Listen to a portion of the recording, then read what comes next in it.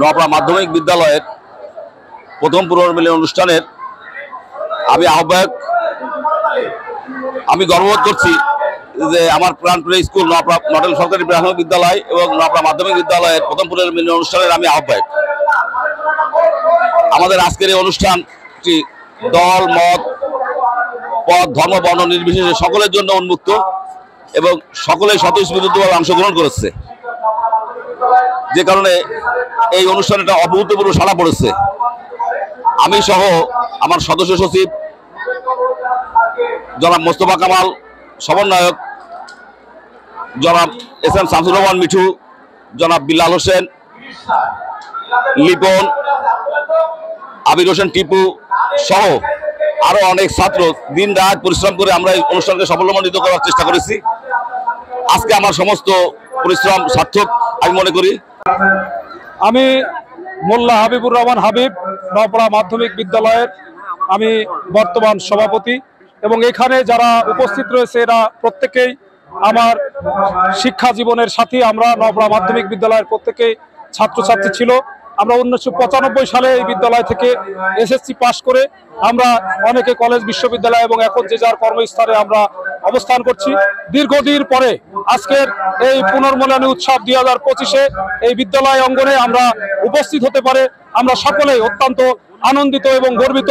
এর থেকে বড় আনন্দের আর কিছু হতে পারে না। তানভীর আহমেদ, আমি এই বিদ্যালয়ে পড়াশোনা করেছি, প্রাথমিক এবং মাধ্যমিক। আমি বর্তমানে ঢাকাতে সাংবাদিকতা করি, ঢাকা রিপোর্টার্স ইউনিটের বারবার নির্বাচিত কল্যাণ সম্পাদক।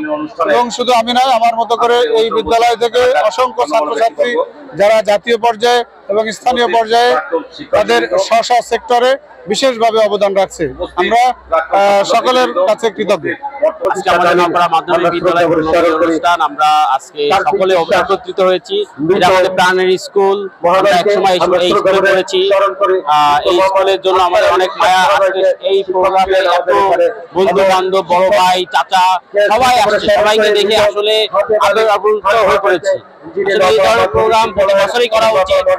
আমরা যারা এক্স স্টুডেন্ট, যারা চলে গেছে বিভিন্ন জায়গায় কর্মের মধ্যে জড়িয়ে পড়েছি, তাদের উচিত এই ধরনের কাজ করে সবাইকে একত্রিত করা।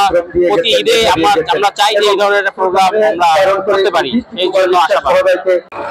যশোরের নোয়াপাড়ার ঐতিহ্যবাহী বিদ্যাপীঠ নোয়াপাড়া মাধ্যমিক এবং প্রাথমিক বিদ্যালয়ের পুনর্মিলনী অনুষ্ঠান আজকে অনুষ্ঠিত হচ্ছে।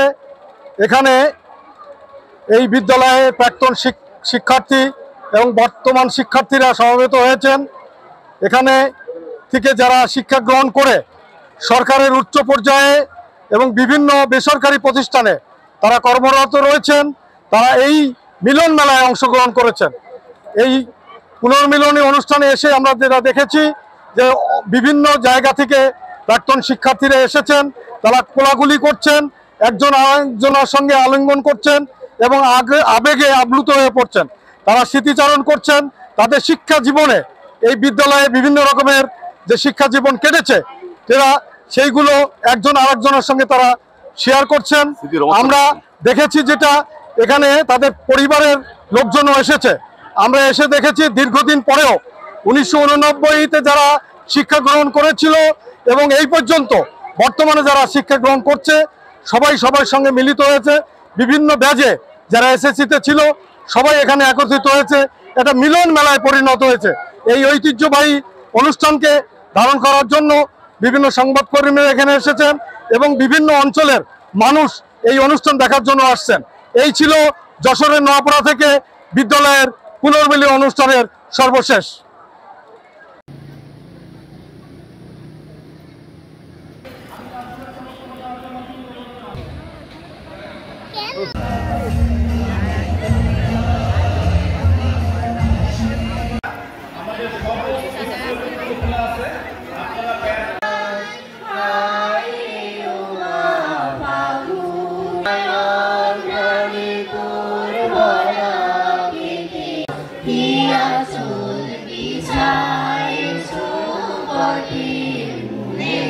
নদীর কূলে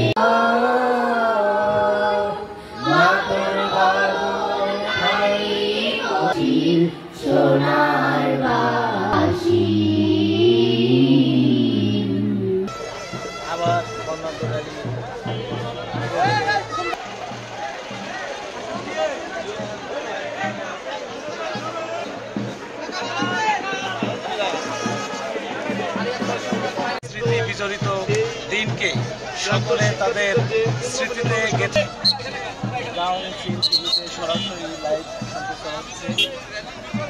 বন্ধু নামাইছি উপরে বাচ্চা কাছে